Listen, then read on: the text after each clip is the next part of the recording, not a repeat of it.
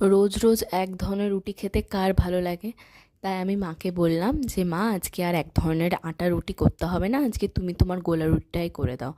গোলা রুটিটা খেতে কিন্তু অসাধারণ হয়েছিল, আর সাথে ছিল আজকের এই শো স্টপার, ঘুগনিটা। ঘুগনি খেতে গেলেই আমার কেন জানি না দুর্গাপুজোর কথা মনে পড়ে যায়।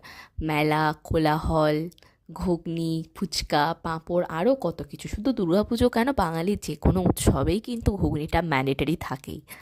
আর তার সাথে মা আমাকে একটা প্রতিদিন ফাও দিয়ে দেয়, হচ্ছে এই ডিমটা। কেন জানি না, বলে মায়ের শরীরে কিন্তু আর কিছু থাকুক না থাকুক, প্রোটিনটা কিন্তু থাকতেই হবে। তাই আমাকে রোজ একটা ডিম খেতেই হয়। সাথে ছিল আজকের আর একটা শো স্টপার, এই নলিন গুড়ের রসগোল্লাটা।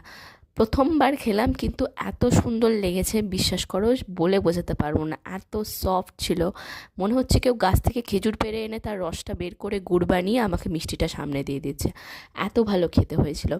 তারপরে কিছুক্ষণ পরে মা দিয়ে দিল এই দুধ চাটা। যদিও আমি সেই সময় খেতে চাইছিলাম না, কিন্তু কি করব, ওই শীতের সময় যদি কেউ চা অফার করে তাহলে সেটা তো আর কিছু বলার নেই।